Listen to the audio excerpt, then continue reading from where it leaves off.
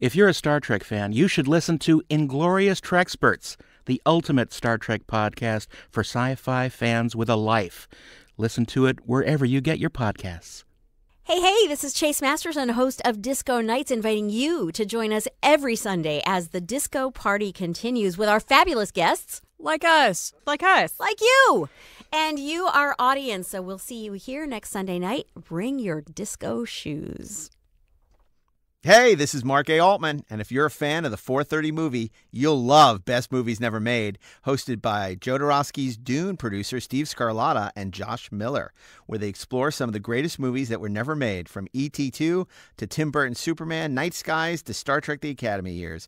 New episodes available every other Monday, wherever you listen to podcasts. Hey, this is Mark A. Altman. This is Darren Doctorman. And this is a special encore presentation of the 4:30 movie. Alien Invasion Week. Woo! Remember that episode? That aired right before. I remember I was about to leave for New York Comic Con. And we were so lucky. We had Dean Devlin join us to talk about Independence Day. But, yeah, that was a lot of fun. And it was great. He didn't even pick his own movie. He picked Invasion of the Body Snatchers. He was a great guest. Yeah. And had great stories. And then to find out that you had been in Independence Day. Right. That was hysterical. But we're giving away the lead. Yeah, I guess we are. But we got Rob Burnett here from the Burnett Work. What's your favorite alien invasion movie, Rob Burnett? Probably Philip Kaufman's Invasion of the Body Snatchers from 1978. I love that movie because when the movie begins, the invasion has already happened, but the main characters don't know it. You sound like the poster. Hasn't it said the invasion has already begun? Wasn't that like the seed tagline? is planted? Oh, the seed is planted. Terror grows. Oh, the terror grows. Yeah. But that's great. That movie. That's much like your life. No, I mean, I think that's probably. That movie gets creepier and better as I get older because it's terrifying. It doesn't date. No. There's nothing that dates that movie. Other than, I guess, the new age, touchy-feely therapy stuff. But it was dated when it came out. Yeah. Because it's kind of not of any time. That's the thing. Plus those creepy mud baths. Who the freaking's getting in that? Yeah, I'm a germaphobe. I'm not getting in that mud bath. You know, I do have to say I have a real soft spot for the original Byron Haskin directed War of the Worlds from 1953 because I saw it when I was 5 years old. And I couldn't believe when I was a kid, my best friend Jeff Swafford was Catholic, and I'd been to church with him, and the Martians fry a priest in that movie. And I, as a child, that was when I learned that bad things really do happen in the world. See, Rob, this is one of the reasons why, unfortunately, you're not a regular on 4:30 Movie, because you picked the exact same movies as all of us. And so we would be thrown into such a horrific tizzy of figuring out what else to pick. What did we miss? Did we miss anything really compelling? You know, there's that movie with Scarlett Johansson. Oh, Under the Skin. Under the Skin. Wow, that's Love a creepy. That. It's like Species meets an art film. Right. Yeah. What about Quatermass 2? We didn't mention that one We didn't either. mention Quatermass. Yeah, that's a good one. That's a good one. Quatermass in the Pit. You know, it's a weird one because I think we sort of took the easy route in terms of our picks for this. Did we do The Thing? I don't even remember. I don't think we did. How did we miss that? Maybe because it was like we're doing more traditional, like 50s kind of alien invasion movies, or 50s inspired, the traditional flying saucer stuff. Bigger scale. Yeah, although Carpenter's thing ends very apocalyptically. Yes, it sure does. Yeah, but only for them. Well, I don't know about that because eventually a rescue ship's going to come. Yeah. And, you know, the survivor is going to be the alien, the shape change. Yeah, is it Keith David or is it Kurt Russell? Which one of them is the alien? See, that's the thing. We don't know. We don't know. It could be both of them. Could be. Wouldn't that be funny if it was both of them? What if it was none of them? What if they killed each other because they thought that one of them was the alien? That would be very, very... What if it's one of us? Nietzschean. I'm just saying. Right now. Blood test. Yeah. Well, anyway, we hope you enjoy this special encore presentation of the 4:30 movie Alien Invasion Week. And we'll be back with all new episodes in our second season later this year. I hope you'll join us. Back in the 70s and 80s, before the advent of VHS, chances are if you saw a classic movie, it was on the 4:30 movie. With their famous theme weeks, it was a chance to see movies you never saw and get reacquainted with some old classics. So, join us now for the 4:30 movie. Welcome to the 4:30 movie. This is Mark A. Altman, and it's an all-new theme week with alien invasions. And we have a very special guest joining us in just a minute. But first, let me introduce you to our regular programmers. Ashley Miller is a writer for such films as Thor and X-Men First Class. For TV, he's worked on such series as Fringe, Black Sails, and the upcoming Lore Season 2 for Amazon Prime. Ashley, welcome back to the podcast. Thank you. Steve Melching is a writer for such series as Batman, The Brave and the Bold, X-Men, the animated series, the wonderful Star Wars Rebels, Emmy Award-winning Star Wars Rebels, hopefully, and the upcoming Star Wars Resistance. Steve, welcome back. They're coming! They're coming! Okay, don't get ahead of yourself. And we have Darren Doctorman, a conceptual designer for films and TV series such as Master and Commander, the second season of Westworld, and the visual effects supervisor on Star Trek, the Motion Picture Director's Edition. And he is also the designer of fantastic logo T-shirts, now available at the 430movie.com store, where you can also access previous episodes of the podcast, also available on Apple Podcasts, Stitcher, or wherever you consume your podcast. What a long introduction. Thank you. Well, and we're saving the best for last. Joining us for Alien Invasions is filmmaker, producer, director, writer, Dean Devlin. Dean, of course, is the co-writer and producer of such movies as Stargate and Independence Day, and his new film, which he directed. It's a wonderful film, wonderful thriller called Bad Samaritan with David Tennant. Just came out in video stores. Are there such things as video stores? It is actually showing your age on the interwebs.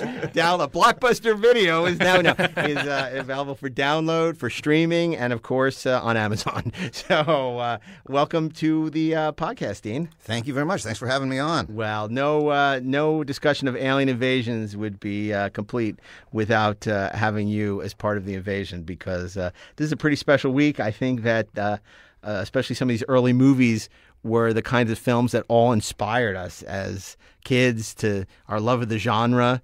And we're going to start with Monday. So I'd like to go to Steve and say, what's the first film you'd like to see for Monday on Alien Invasion Week? Well, I mean, this is a film that is probably one of the ones that started off the whole genre, and it was one that had a big impact on me as a kid, and that, of course, is 1953's War of the Worlds. I mean, I don't think you can have any conversation about alien invasion films without talking about that. And this was a movie that scared the hell out of me as a little kid watching it on television. In particular, the scene where the guys are approaching the landed spacecraft waving their white flag, and that eye stalk thing comes out and disintegrates them. That was terrifying to me. And then later in the film, when the heroes are hiding in was it a burnt out house or a barn or something, and that same eye stalk thing comes in looking for them.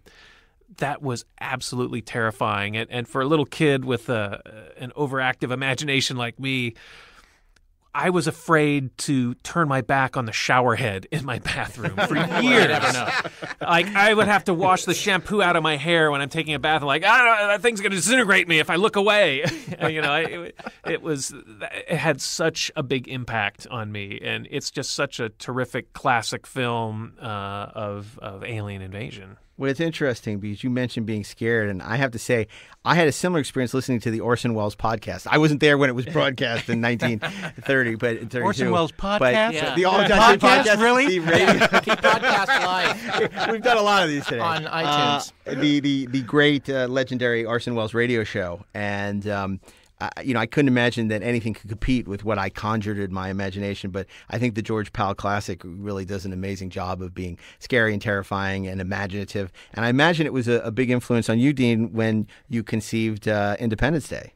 Well, for sure. I mean, it's the standard bearer, and we did some pretty obvious allusions to it.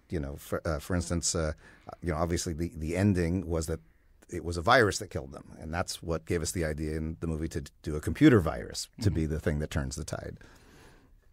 But yeah, I mean that was the movie that when I was a kid that first scared the hell out of me about the even idea of it. Sure. It's so funny. I've seen that movie so many times, and I love Independence Day, and I never made the connection between the biological virus in War of the Worlds and H.G. Wells' book and the computer virus. Yeah, so You know what? I didn't I'm already either. learning I was stuff. like, of course, it's so obvious now. Like, I've watched that movie for over 20 years, and I never made that connection. that is Ooh, so... you dumb But, and of dumbs. course, the alien in War of the Worlds, that's such a great, I mean, that hand with the little suction cups on it, that scared the hell out of me, too. Well, it's the famous shot of the alien putting his hand over the shoulder of the woman that Spielberg made an homage in E.T.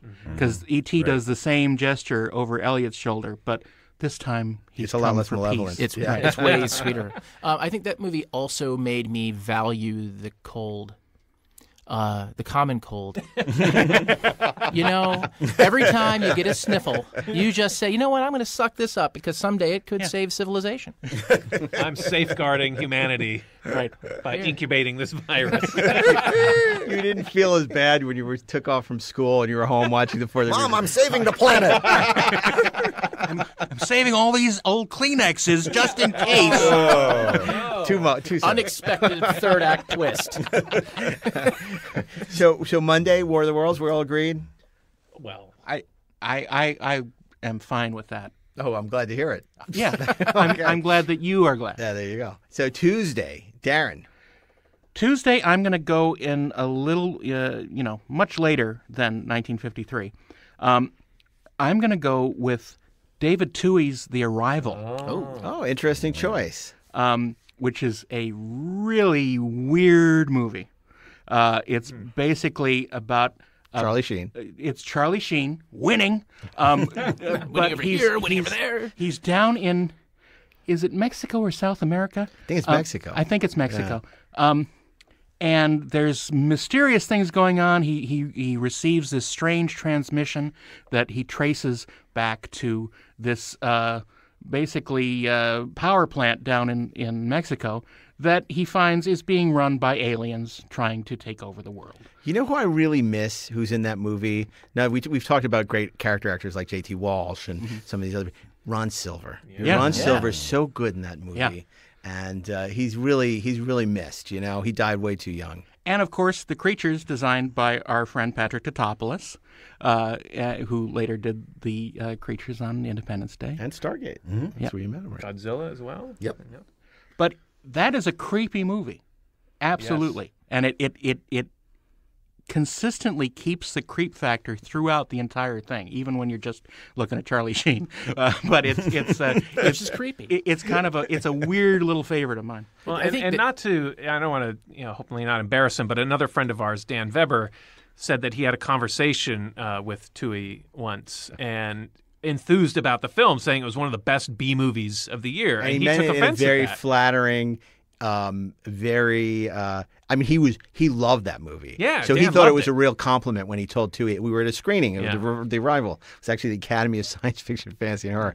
And he said, and Dan had just come off a season of Buffy, and Dan's done a bunch of stuff. He's a writer on The Simpsons now, and he was just like, I love that movie. It's like the greatest B movie ever, which it is an homage to those classic B movies like Invaders from Mars and stuff. And Tuohy just was not having it. But Tuohy is a really interesting filmmaker because, if you look at his body of work, he is always trying to do the A version of B movies, and very often he's incredibly successful. I think he's one of those directors, who I think like Stephen Sommers can be really good if you limit his resources.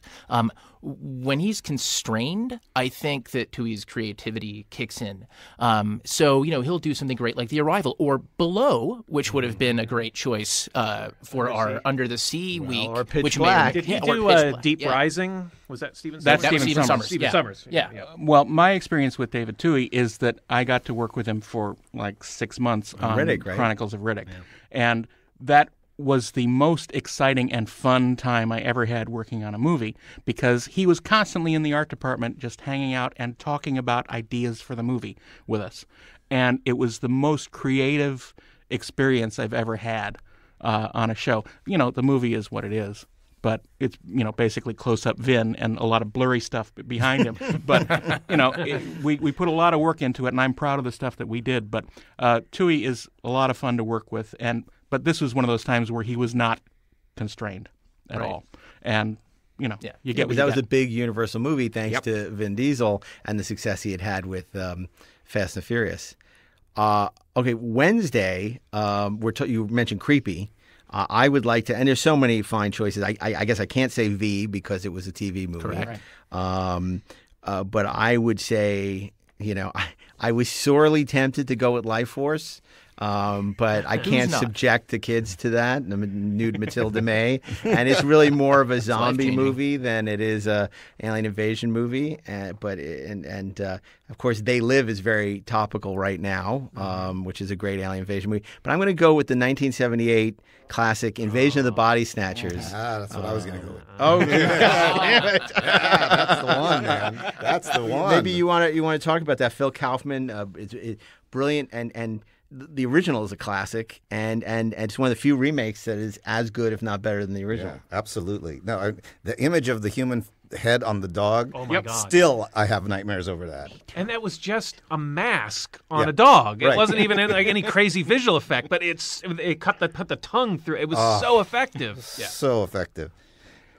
And to have Kevin do the cameo was amazing. Oh, yeah. Kevin McCarthy from the original coming out and saying, they're here. And then he gets hit by a car. My favorite scene in that movie, because it's such a great example of 70s paranoia. And it was right on the heels of stuff like 3 Days of the Condor and the Parallax View. And, it dealt a lot with New Age. You had Jeff Goldblum as this, sort of ran a mud bath. It's no 2-punch palms in San Francisco. And there's that great scene where Walter Bennell, played brilliantly by Donald Sutherland, is making the phone call. And they said, "We'll be right there, Mr. Bennell." And he's like, "How do you know my name? I didn't give you my name." And it's so great. And then he's on the run with Brooke Adams, who is definitely one of my crushes of the 70s. I just couldn't get enough of her.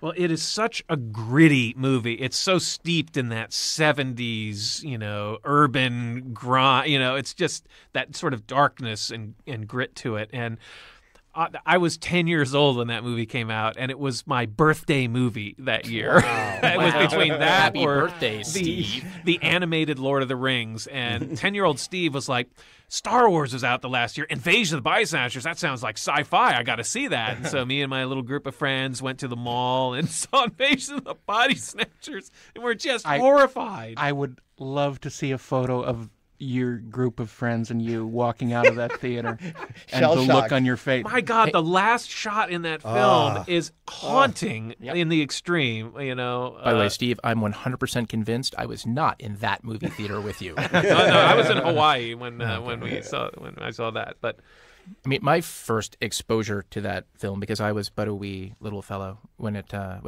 originally came out, was the Mad Magazine parody, which I loved. I thought that was amazing. I couldn't wait to see the movie, and it was so different. Do you remember what Mad's title for it was? Because I don't. I don't either. I feel like it was Invasion of the Booty Snatchers or something like that. Yeah. But yeah, now I want to find out. We got to look that up. Yeah. And, of course, it had Jeff Goldblum in it. yes. Yeah. I mean, and Jeff, who's sensational in your picture, but he's great in everything he does. I can never get enough Jeff Goldblum. And he's so good in that. And so is Veronica Cartwright, who a year later would go on to do Alien. That's right. Mm-hmm. I mean, it's Well, just, of course, Leonard Leonard Nimoy. Nimoy. Oh, Yeah. we didn't even talk about Leonard. Creepy even without being, an alien, even though it turns out like he is. But oh my God, it's just so strange because it's not a reality that you understand. It's like this sort of hyper real. Everyone's acting very odd, even when they're not aliens. But Nimoy, the casting of Nimoy is so meta because Kaufman had just worked with him for months on Planet of the Titans, right? The Star Trek movie that had been abandoned, but he loved Nimoy, and so he casts him in the movie, and he plays this very hyper emotional character that gets emotions. He's a psychotherapist who gets that's where he spins Jeff Goldblum around and scares the shit out of him to get these heightened emotions. And then when he gets turned into a pod, he's Spock. Right. I mean, it's wild. And Donald Sutherland is just, he was one of the biggest movie stars of that time, and he's just so great in it. And that final scene of him, pointing his finger in front of the San Francisco City Hall with those denuded trees behind him. It's so creepy. It's so The scary. scream. To scream. The The scream. Ben Burt, right? Terrifying. I mean, I think he did, yeah. yeah, and I'll tell you the thing about Donald Sutherland. We talked about Gene Hackman earlier on Under the Sea Week and how facile and what a brilliant actor he was. But you look at Donald Sutherland.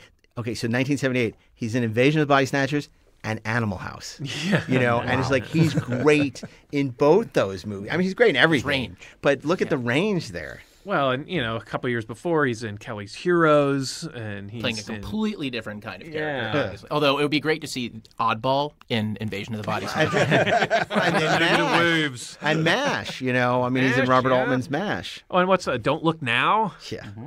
So, I mean, it just Sutherland is incredible. And from what I understand, a total pain in the ass to work with, but a big genre fan. So you got to love him for that. But just a fantastic movie. And if there were more days in the week, I would recommend the original Invasion of the Body Snatchers as well. Right. But I think we only have 2 more slots left. So I'm going to look to Dean for Thursday. Oh boy, I think considering how the week's going, I think we need at this point Attack the Block, Oh, interesting. especially because the female lead is now Doctor Who. Yeah, that's right. Always got to bring it back to Doctor Who. Everything has to go back to Doctor Who. You know that. All roads lead back to Doctor Who. That's And the male lead is the star of the new Star Wars trilogy. That's right. So, But that movie really kind of, again, talk about a B movie that transcends the genre. When I first heard about it, I thought, oh, this will be a fun little movie to see. And I really thought that it was transformative in that it took something that I thought I was going to know and really spun it in scene after scene. I couldn't guess what was going to happen next. And that's kind of hard at my age when I've seen so many different things. When you see anything where you're surprised, it really, it kind of knocks you back. And it's a great story. It's a great movie, even before you get to the whole alien invasion and like in dealing with the creatures and all that. Those characters are so great.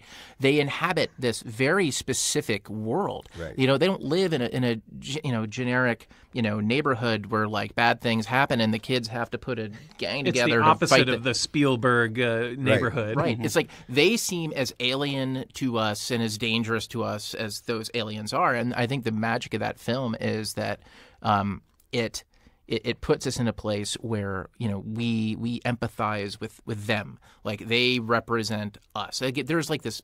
There's something that's just transactional about it, where they just cease being different. Like the movie spends so much time highlighting what is different and special about them, so that when the shit hits the fan, like suddenly there's just this transference, and we're with them, and it's just it's unlike any other movie in this genre. That way. Because they made a commitment to make the characters compelling, not necessarily likable. Right. If again, you say the Spielberg comparison, but I would say it's just the Hollywood studio comparison. I could hear the development meeting now. It's like the kids, they volunteer at the orphanage when they're not taking care of their grandmother. Like they're the nicest kids in the world, and then they have to save the planet. These kids are robbing her in the opening scene of the picture. And yet, by the end, we're rooting for them. Yeah, you're like, how am I? Like, these are the heroes? I mean, God, they're dicks. Right. Like they're going to save the Earth. And John Boyega, he is so charismatic in that film, and just he's so forceful and commanding. He owns that movie. It's like you see like why he was cast in Star Wars. It's like I'd like to see a little more of that intensity, right? In his Star Wars role. I mean, he's great. What I love about that too is it shows you don't need a huge studio budget, to do an imaginative, genre film. I mean, I think it's really a little outside, the box. And there are a couple of films like this before we turn to Ashley for Friday, which I like to think of as our honorary mentions, films that probably don't warrant inclusion, but are great alien invasion movies. One of them is The Hidden, Jack Shoulder's film. Oh, great one, classic. Which is a terrific movie. And a perfect 4:30 movie because it's the kind of it's the kind of thing that you would actually expect to see on the 4:30 movie. Yeah, definitely. Oh, Kyle MacLachlan, is just terrific in that film. And Claudia Christian is the alien, and one because the alien is shape change. It's one of those great shape changing movies where it can take on different visages. I mean, is it? And James Spader, right? It's James Spader and Kyle MacLachlan, right? Yes, and I believe so. And it's more of the alien is more of a fugitive. It's more of a fugitive than an invader. Yeah. But I mean, he's on Earth illegally, causing mayhem. So save it for Fugitive Week? What? Fugitive Week. It's a terrific movie. And, I remember one of my first jobs out of college was I was a PA on a movie that was produced by Gerald Olson, who was the producer of The Hidden that I was a big fan of. And I just remember I was working late in the office one night, and I stopped by his office to pick something up, and he looked me over and he says, "Steve, you're really wholesome." I'm like, I didn't know what to do with that. I'm like, okay, thanks. Well, Dolly. Oh my gosh. Any other movies that maybe don't quite make the cut that you would? How about something like Starship Troopers? Yeah. I mean, it's not, Wow. They attack Earth. They're on there. They're trying to invade Buenos Earth. Aires. Remember Buenos Aires. Buenos Aires. I mean, there's a lot to talk about. I'd like to that know film. more. Yeah. Right. It's it's a very odd movie. I would classify that as a war movie rather than an invasion movie. But it is one of the great combinations of CG and miniature work, because the spaceship stuff is mostly this great miniature work. The Valley Forge is a gorgeous miniature, and then of course the bugs are just some beautiful CGI. That Attack on the Fort is fantastic. That and Phil it's Tippett. vintage Verhoeven satire, and I guess it's a little less powerful because of course it was making fun of the Bush administration, and now we're all pining away for the Bush administration, so it doesn't quite pack the wallop that it once did. Is this reality TV and alien invasion? But it's such a gonzo film. I mean, it's just with these dreadful performances, and which are sort of intentional in a way, and it's just Verhoeven. His satires are just so, and a lot of people didn't get it. They weren't in on the joke. They hated the movie. When Doogie Howser comes out and he's wearing the Nazi jacket, it's bad. It's bad. Would Mars Attacks? Oh, Absolutely. 430? Your competition at the box office that season. Well, actually, they were in production on the day that we got greenlit. So it was a race to see who comes out first. And we were very worried that the parody of our movie was going to come out before our movie. It's like any movie that has Tom Jones singing in it while people are killing aliens. I think You can't, causing aliens can't heads go to wrong. can't pop, beat that. right? Well, it's funny because and Nicholson as the president. right, yeah. When we did Films About Filmmaking Week, you mentioned Ed Wood, and this was sort of Tim Burton making an Ed Wood movie. Right. Sort of Plan 9 from outer space. It was the film he made right after Ed Wood, I believe. It's a flawed movie, but there's so many great scenes images in it. Yeah, great images, and it's only appropriate because, of course, it's based on the trading card series, which may be the only time in the history of the movies that trading card series provided the IP for something. Although I wouldn't be surprised if Netflix, greenlights a 3-season series based on a trading card series. Yeah, the Garbage Pail Kids. Yeah, exactly. It's like Wacky Packs, the series. I'd like to see that. What a great cast. I mean, you're right. And Nicholson playing the president. I mean, that thing, Pierce Brosnan playing a brilliant scientist. I mean, that was almost like the equivalent of an old Irwin Allen adventure movie, because it was just packed with. Totally. I think it was one of the last times you saw on the poster where they had like the whole cast. And wasn't Rod Steiger also Yes, Yeah. the Yeah. general? Yeah, it was kind of deeply disturbing, like in its own way. Just like there's something about like the exploding heads, that just were just unsettling. Like this, just the whole deal with the aliens. Just Well, kind no of one wants their head to explode. Nobody wants That's their head. what's You know what? unsettling. But if I have to go, that's how. how I want to go. Okay. And We can make drowning. that happen. Yeah. and I seem to remember also that it was a film where Tim Burton did not have final cut, and him really fighting with the studio, and I think it got really cut up. And I would love to see. I don't think there were ever deleted scenes on the Blu-ray or any of the iterations that were on home video. That's interesting. And I'd love to see sort of his version of Mars Attacks. You know, a movie we didn't mention. It's funny because we mentioned it in a lot of podcasts. Oh boy. And you mentioned Jeff Goldblum. Okay. But how? No! Don't say it, because you're about to say my Friday movie. Well, maybe we should let Ashley Yes, do his maybe Friday we should movie, let me and do my then Friday we'll movie. discuss Yes. other alternatives if you want to swap something out. 'Cause Well, we don't there want you to go. say everything before Ashley Yes. gets a chance. Okay. So, my nomination for Friday, I'll throw it in by asking a question first. Where are we going? Planet 10. And when are we going there? Real soon. Exactly. The Adventures of Buckaroo Banzai Across the Eighth Dimension. Written and directed by the great W.D. Richter, who is Joss Whedon before Joss Whedon was cool, and as it turns out, after. And if you haven't seen this film, by the way, everybody needs to see Buckaroo. Yeah, Sorry. and Shout It's required. Yeah, it's required reading at the Academy. Shout Factory put out a beautiful edition of it as well, and on Blu-ray. So if you don't see it on the 430 movie, you should definitely check out has the Blu-ray. a great audio So commentary. is this the second or no? This is the third Jeff Goldblum movie so far. And I have a feeling there may be a fourth coming. Yeah. There might be more. I mean, we could talk about this movie all day. I mean, it's one of those things where it certainly didn't strike a chord at the box office when it came out, although the studio certainly expected that it would. There was a comic book tie-in. Right. I mean, they had high hopes for this thing, and then it just kind of landed with a Yeah. But it had such a long life afterwards, just as a cult film, like on video. Like people really found it and really dug that sense of humor, and just sort of the strange matter-of-factness of it. I mean, there are so many great moments in that film. I think my favorite, and it's very simple, is when he's in the club and they're playing. And like it's just noisy as shit. And he says, "Wait, is there?" Ellen Barkin is... Yeah, Ellen Barkin is in the back. Is someone crying? Someone crying. Is Someone it- not having a Out good there in time. the dark. Yeah, it's awesome. Well, followed by another just great moment when the scuffle happens and suddenly all the band members are pulling out guns. It's like that's so hilarious to me that they're all packing heat on stage. He's so quirky and weird. And it's a shame because Richter is such a brilliant writer, but not a great director. And clearly, he was in a tough situation as a first-time director. Because he'd written Invasion of the Body Snatchers, a lot of other great movies. But he was up against David Beagleman, whose company was doing this. It was a negative pickup for Fox. And so you really needed somebody who could push back. And, obviously the special effects are a little subpar. Clearly could have benefited from some reshoots.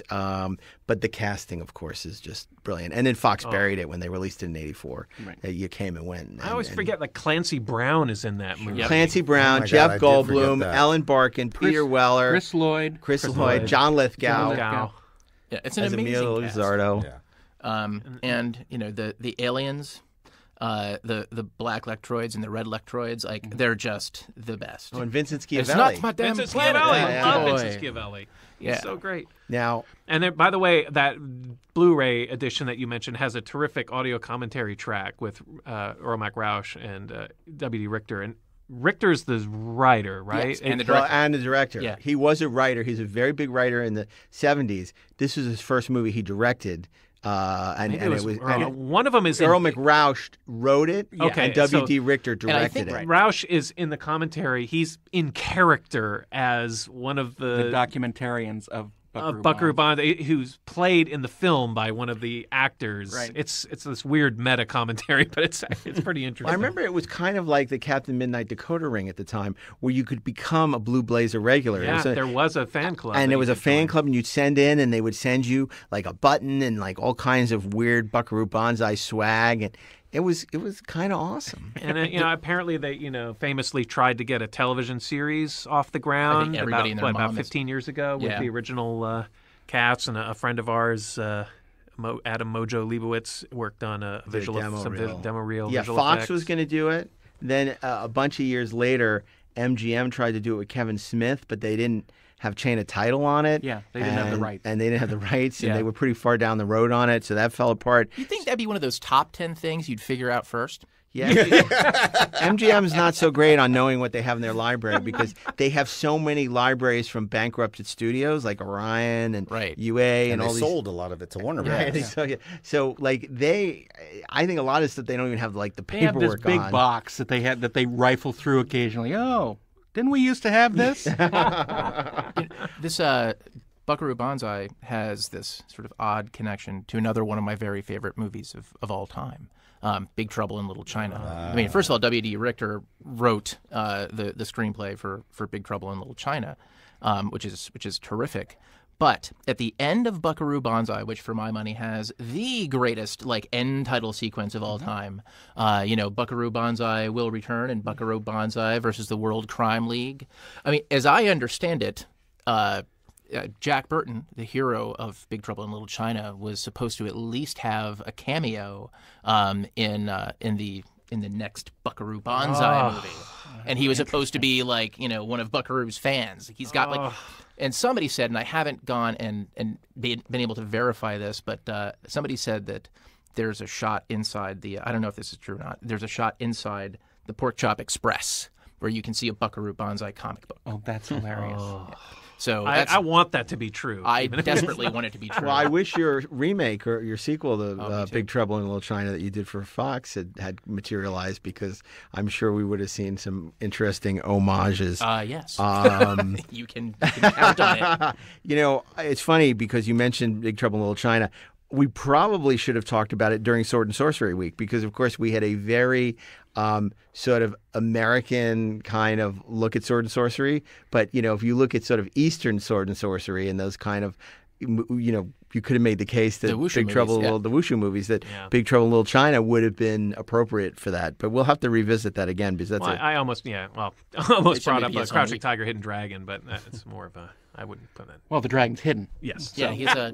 East meets West Week. Yeah, he's not very Mathrex pejorative. Now, the 4:30 movie was great, but, there was something that was even better than the 4:30 movie, which was the ABC Sunday night movie.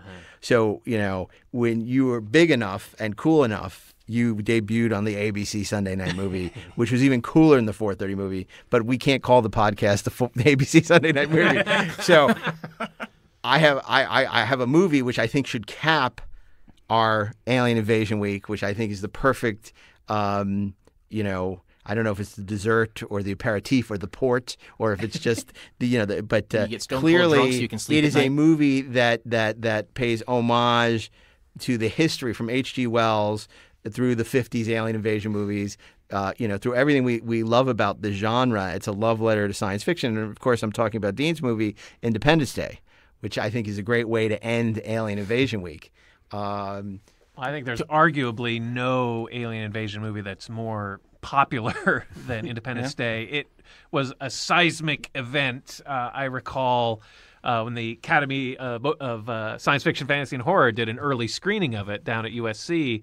We lined up for hours to get in there to see that, not only because it was going to be this huge event, it also had famously the Star Wars Special Edition trailer attached in front of it. So it was like a 1-2 punch.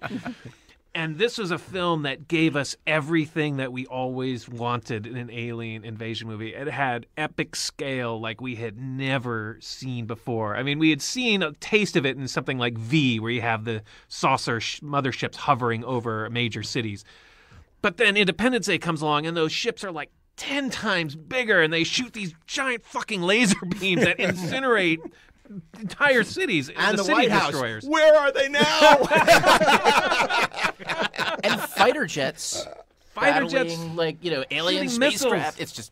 It's like every 12-year-old's it dream. checks every box that you wanted to see in an alien invasion movie, and it's such a satisfying way. And talk about a great cast. I mean, the cast is iconic, from Will Smith to Jeff Goldblum to Bill Pullman. Bill Pullman is a president who can actually give a speech. One of the greatest filmic presidential speeches I think we've ever seen. Well, my favorite actor in it is actually you see on TV the Russian translator from the news, talking about the clouds appearing. That's me, actually. I don't think I knew that. Yes, it's absolutely true. Yeah, I recorded for Ed Marsh, who was doing all the video stuff. Oh my gosh, that's awesome. I love that. I had no idea. Well, so George Putnam was one of the news broadcasters, and I wanted to cast a different news broadcaster. And when I made the request, George Putnam came out of my mouth, but I was thinking of a totally different guy. Oh my God. So when George Putnam showed up on set, I was like, wait a minute. Oh, crap. But he was all right. That wasn't who I had a whole other guy. Hal Fishburne is who I had in my head. Oh, yeah. Oh, my gosh. Well, it's funny because V had Howard K. Smith. And that was like before now everybody has CNN and Wolf Blitzer and everything, right? And it's so interesting to see how now real newscasters, do it. And it gives it such an honesty and a truthfulness. So Howard K. Smith is in V and Close Encounters? Yeah. Wow. Yeah. Oh, yeah. Don't you remember Howard K. Smith? I don't remember him in V. He was good in V. I want to do a whole show about He's no him Wolf just Blitzer. secretly No, fighting he's no alien George invasions. It's interesting, too, I imagine, because here you made a movie that's an homage to the movies you grew up with. And now there's a whole generation that they know alien invasion movies as Independence Day. That's the movie they grew up with. That must feel strange. It's great. I mean, look, the movie was very obvious in tipping its hat to the movies that came before it. I mean, we weren't subtle about it. The spaceship in the clouds looked very much like the spaceship in Close Encounters. The aliens looked very, we weren't trying to pretend that we were inventing it. We wanted it to be something special for people who like these movies, like when the laptop goes on and says, "Good morning, Dave." And the more people kind of who found those things, the more they enjoyed the film. But it is interesting today when I'll talk to some people and they'll think that we invented it. And I'll have to say, no, you need to go watch a bunch of other movies first. Because there's a continuity to this stuff. And I think it's good to know. I think it makes it more enjoyable when you know where it comes from. Absolutely. And look, you did invent one trope, which is never kill the dog. Although we screened here last night The Toxic Avenger. And I forgot that they killed the dog in Toxic Avenger. Man, is that a hard movie to watch. It also works in John Wick. Right. Right? Met the aliens who killed John Wick's dog. Totally different film. He would have single-handedly ended the alien invasion. Well, that's going to be John Wick 4. Right. I actually saw... Independence Day was the first movie that I saw as a married man. God, watch me F up my my anniversary. I was married on, I think, June. God, is that my wife's birthday or is that June 29th? We'll edit this later if you got it wrong. 1996. And we went on our honeymoon. Redacted. And while we were on our honeymoon, I'm like, we've got to go see Independence Day. Like, we've got to go. So we interrupted the honeymoon to go see Independence Day.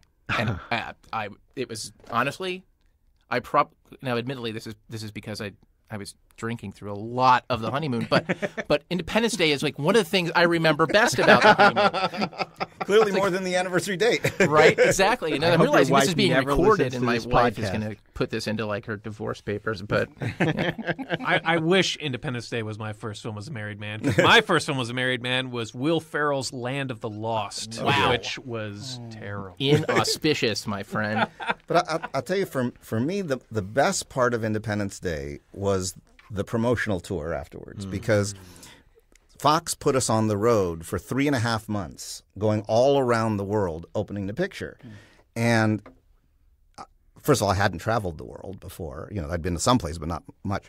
But here we were going to every single country, opening the movie. And what was so remarkable is that we would go to a country that felt completely alien, that I felt like I was on another planet. And yet the audience laughed in the same place, cheered in the same place. And it made me feel at the end of that tour that the essential message of the movie was that we're one race, the human race, was essentially really, really true. And I had come out of that tour with such a feeling of empathy like I'd never felt before. And you realize that the things that connect us are far greater than the things that separate us. And, not to go off on a side rant, but we do feel like we're living in a time where everything is trying to divide us. And I think it is good once in a while to remember, we're all in this, we're all on this spaceship called Earth with this very thin thing around it that's protecting us, and that's all we've got is each other and the atmosphere. And sometimes we need to listen to the crazy guy in the crop duster. That's right. Which Well, was Canada, awesome, by the way.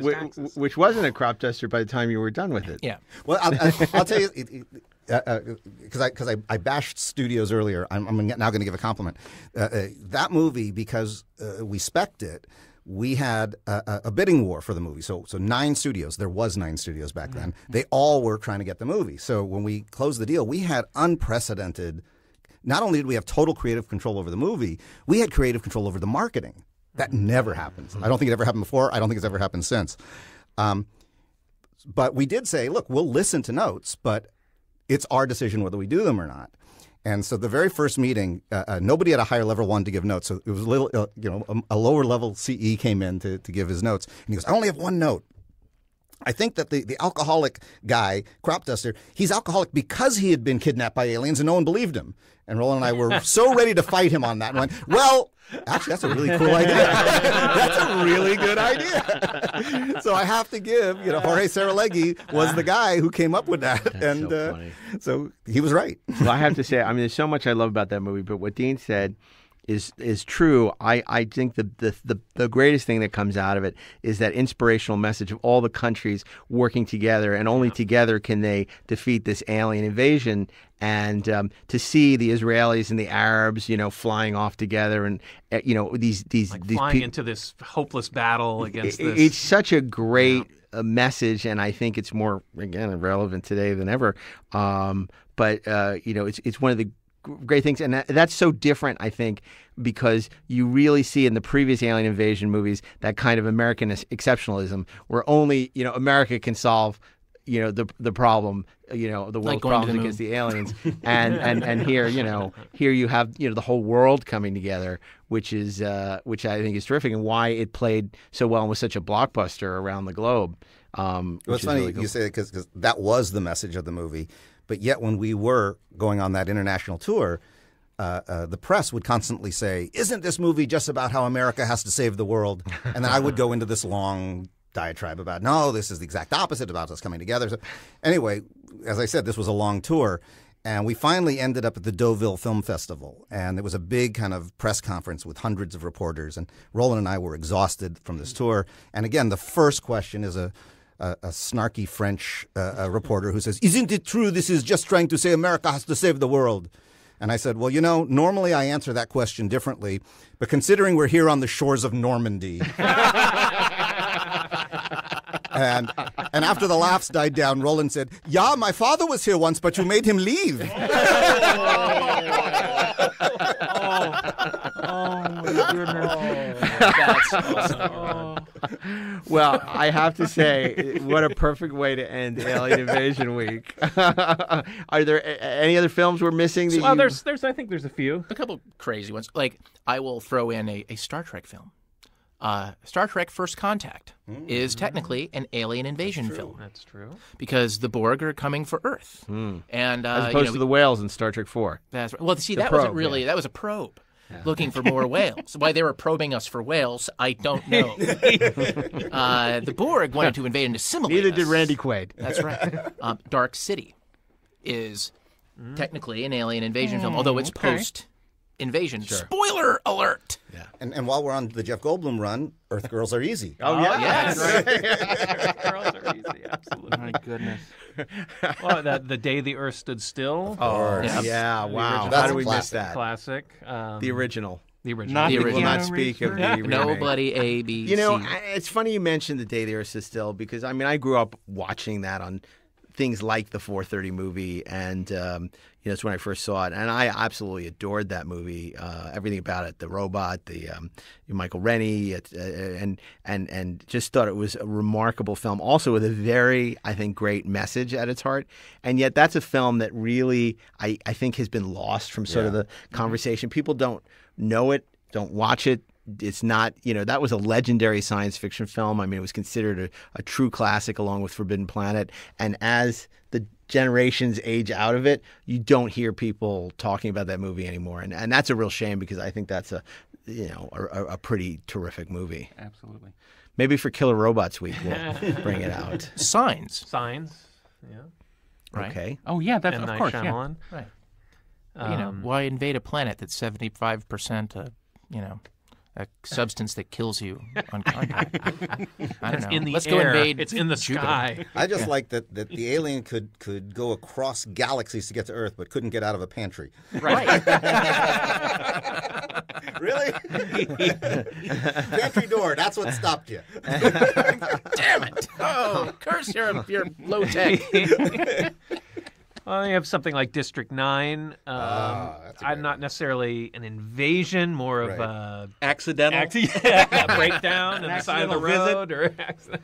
Because there is the subgenre of the alien abduction movie, which is different than the alien invasion movie. Right. And we've seen a lot of those. And then or Close Encounters of the Third Kind. Which is an alien comes to get Richard Dreyfuss movie. It's different. Again, not invading, but I mean... kind of a dating movie. It's right. Seeing how they would vibe. It was like Alien Tinder. Well, these, messages, see who comes. This means something. This is important.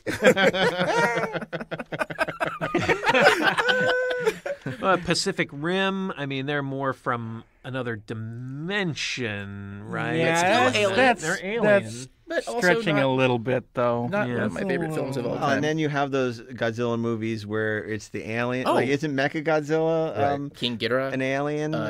So many of them are about alien invasions. Godzilla versus Megalon. I mean, all of a sudden I'm going to show out my Godzilla nerddom, but alien invasion is typically at the heart of a Godzilla movie that is not just Godzilla killing a lot of shit. Well, Gamera versus Gauss is being invaded by two little Japanese aliens. So that's true. That's fun. That's alien. Now, if you would put those in Godzilla, the little guys. Well, we tried to, but they felt too much like raptors. There's the Blob. Oh, of course, Oh, right. Yeah, a That's blobby good. invasion. Blobby invasion. And Chuck Russell's remake is not a terrible remake No, it's not. of that. It's pretty good. There's the deeper cut. You go to the Quatermass movies. Quatermass in the Pit, which is awesome. And it stuns me nobody's tried to remake it. It's and for those of you at It doesn't home, fit on a marquee. It doesn't. And when you're doing video on demand, it's a queue. It's too low down on the queue. Right. Quatermass. But it's a great setup. It's basically the premise is that we discover this crashed Martian ship underneath this London tube tunnel. And when it gets opened, the aliens activate like this ancient genetic programming in the minds of many people and turn us basically into rage monsters. And so the alien invasion it's really us, and it's a great, weird, like scary little movie. The Quatermass movies just in general were just really great and really worth a watch. Mm-hmm. The Thing. The Thing. Yeah, for sure. That John Carpenter. I guess if Both you got of something them, to show each other. Yeah. The Christian Nyby version, Howard Hawks version, as the case may be. Another film that's sort of gotten lost a little bit. And the brilliant John Carpenter remake. What a great idea. And it starts with a flying saucer. Well, and there's also Steven Spielberg's War of the Worlds. Yeah.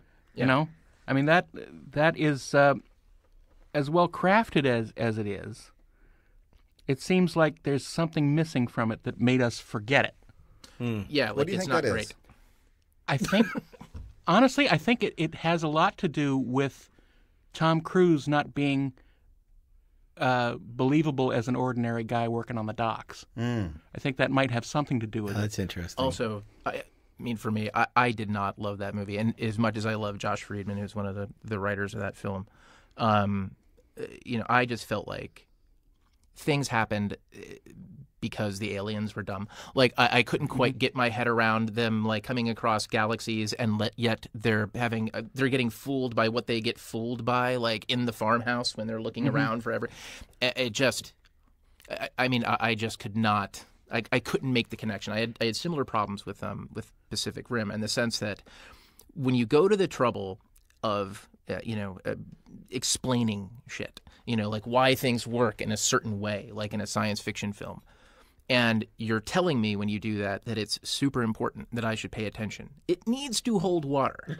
Right. It needs to actually hold up because I'll go with you on almost anything as long as like you're not asking me to believe something that simply doesn't doesn't actually connect and doesn't actually work. Yeah, if there's an internal consistency. I mean, that film has some great set pieces in it because Spielberg is, of course, because he's Steven incredible Spielberg. filmmaker. It's a pastiche of virtuoso set pieces, but it's not cohesive. Yes. So you have the great train scene, you have the fun, but it doesn't The hold initial together. invasion scene and that sound, that horn that it makes when it's and the ending I always found kind of unsatisfying too because it just felt false. But I want to just go back to something you said a second ago because I want to disagree with it slightly in that I think that if we wanted to put our heads together, there literally isn't a movie we couldn't rip apart. Oh, sure. You know what I mean? Absolutely. And I think the thing is, it's the magic trick of it. In other words, what makes us forgive those inconsistencies is fun. That's right. When we're enjoying something so much, we just say, forget it. It's fine. And I think maybe for me, because I was in awe of that movie from a technical point of view, filmmaking point. Sure. But I, like everyone here, I don't remember it that well. Right. Yeah. And I think part of it for me is it wasn't fun. Right. I wasn't enjoying that adventure. And it wasn't scary enough for me to be terrified of it and remembering it like in a traumatic way. Right. So I was experiencing it, but I wasn't enjoying it. And because I wasn't enjoying it, the inconsistencies I think became.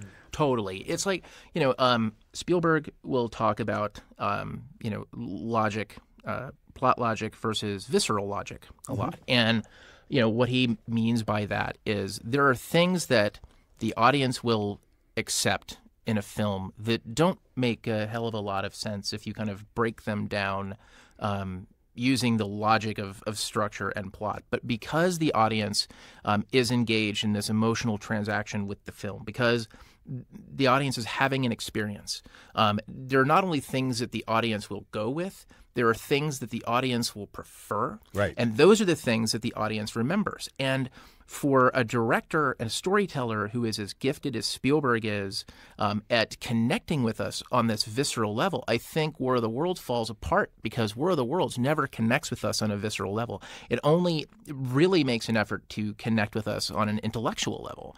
I mean, in spite of all of the great set pieces, so we forget it. Analysis. I think a lot of it also, and I just, when you were talking, I realized it myself, there is a lot more effect in the movie than cause. They show you the effect rather than what got you there. Right. And I think that when you're watching a movie, the enjoyable part is seeing what happends. It's Anticipating what's going to happen. It's and then a seeing it, visual medium that you need to see what happens. And if you're just walking out into the midst of a plane crash that crashed while you were sleeping, it's not something that is, it's not enjoyable to see a plane crash, but it's visceral. It's visceral to experience it. And if you don't experience it, you don't feel that. Right.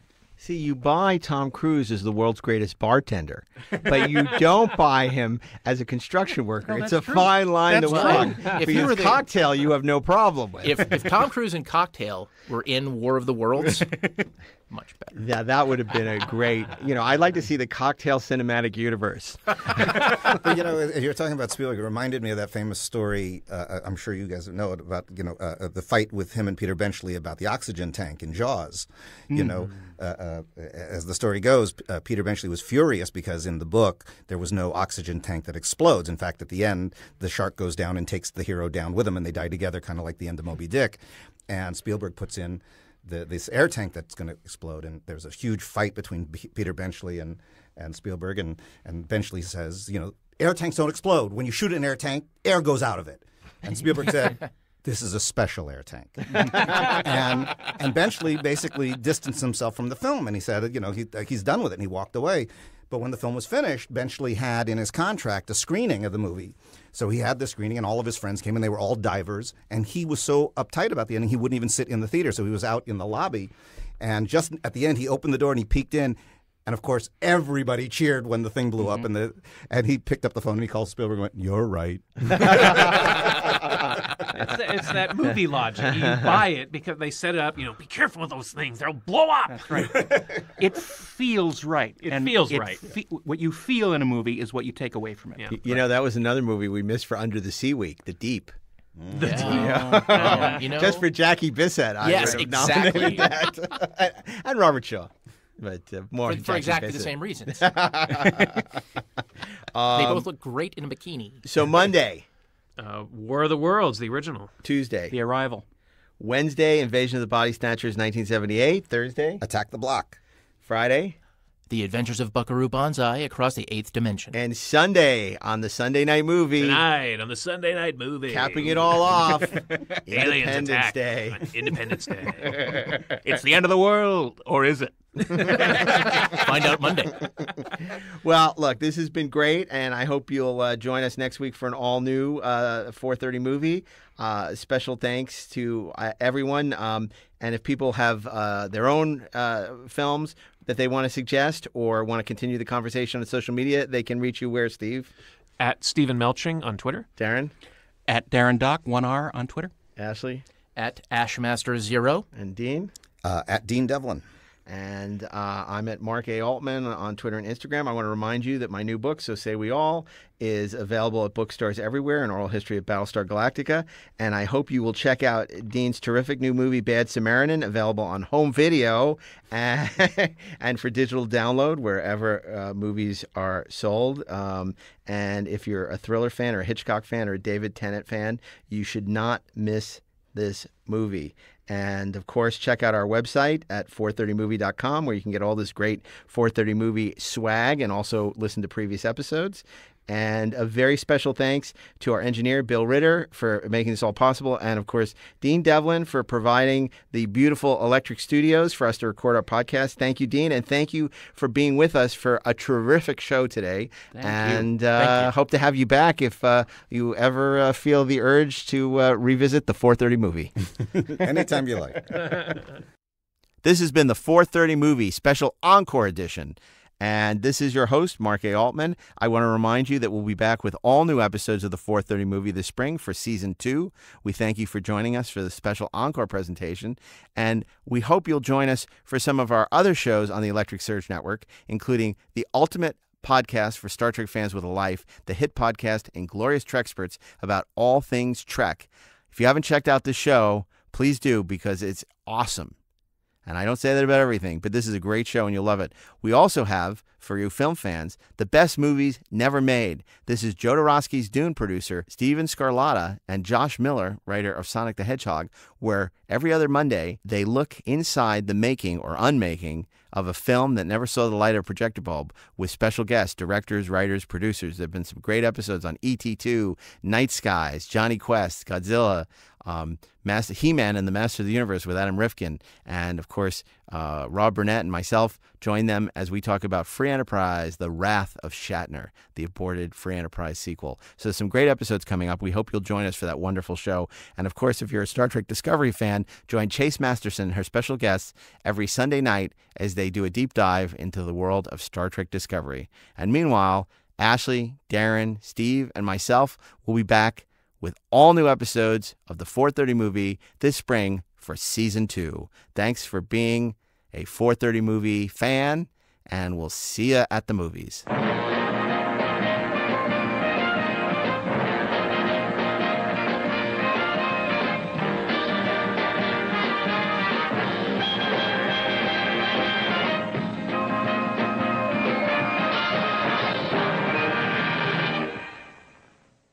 This podcast is a production of the Electric Surge Network.